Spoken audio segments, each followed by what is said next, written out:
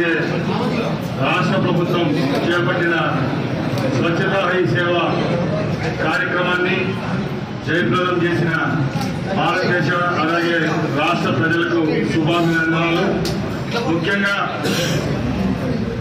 మోడీ గారు ప్రధానమంత్రి అయిన తర్వాత భారతదేశంలోనే ఒక యజ్ఞంలాగా చేపడుతున్న కార్యక్రమం స్వచ్ఛ భారత్ అనే కార్యక్రమాన్ని చేపట్టి భారతదేశంలోనే ఎప్పుడు గత స్వాతంత్రం వచ్చినప్పుడు నుంచి ఎప్పుడూ లేని విధంగా క్లీన్గా పెట్టుకోవాలా, మన పరిసర ప్రాంతాలు అయితేనే, మన నివాస యోగ్యమైన ప్రదేశాలు అయితేనే, హాస్పిటల్స్ అయితే, స్కూళ్ళు అయితేనే, ఈ కార్యక్రమాలన్నీ గత 11-12 సంవత్సరాల నుంచి జరుపుకుంటూ వచ్చాం. దానిలో భాగంగానే ఈ కార్యక్రమం కూడా చేపట్టడం జరిగింది. దాంట్లో ప్రథమంగా రాయచోటి పట్టణంలో ఉన్న మున్సిపాలిటీ పరిధిలో ఉన్న మున్సిపల్ కార్మికులందరికీ ఈరోజు ఆరోగ్యపరమైన కార్యక్రమాలు ఏవైతే వాళ్ళు ఉన్న జబ్బులు అయితేనే వాళ్ళకి ఏ విధమైన టెస్టులు చేయాలి, రేపు ఆరోగ్యపరమైన మాత్రలైనా అలాగే వాళ్ళకి ట్రీట్మెంట్ ఏమైనా కావాలంటే చేసేదానికి ఈ కార్యక్రమాన్ని ప్రవేశపెట్టడం జరిగింది. కాబట్టి ఈ కార్యక్రమాన్ని అంతా మున్సిపల్ పారిశుద్ధ్య కార్మికులందరూ సద్వినియోగం చేసుకోవాల్సిందిగా కోరుకుంటున్నాం.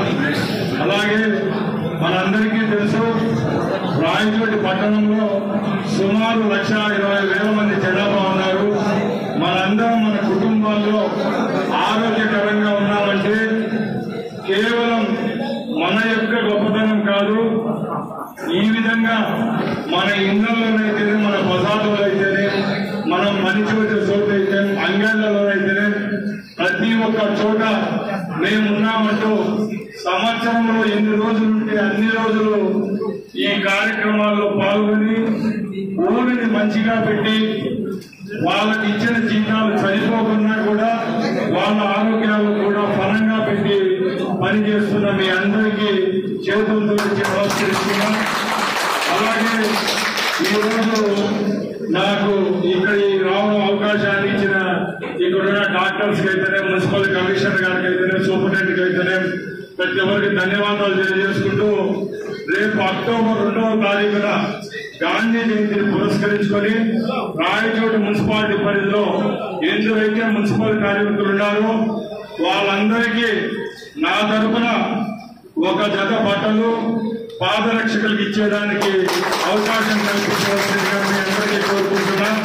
2వ తారీఖున మన మున్సిపల్ కమిషనర్ గారికి చెప్తున్నా, ఒక కార్యక్రమం ఏర్పాటు చేసి టోటల్ గా మగవారైతేనే, స్త్రీలైతేనే, ఎందరైతే మన మున్సిపాలిటీ పరిధిలో ఉన్నారో వాళ్ళందరికీ సరిపోయే బట్టలు, అలాగే కాళ్ళకు వేసుకునే దానికి పాదరక్షకులన్నీ నా తరపు నుంచి నేను డొనేట్ చేసేదానికి సిద్ధంగా ఉన్నానని మరొకసారి తెలియజేస్తున్నా.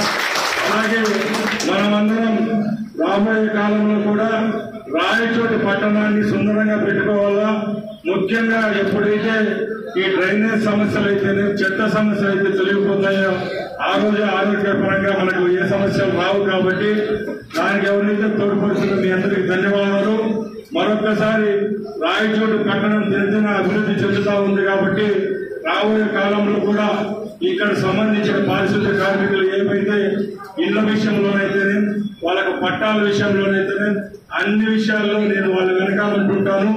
రేపు రాబోయే హౌసింగ్ కాలనీలో అయితేనే వాళ్ళకి పట్టాల విషయంలో తప్పకుండా తగిన న్యాయం చేస్తానని తెలియజేసుకుంటూ సెలవు తీసుకుంటున్నాను.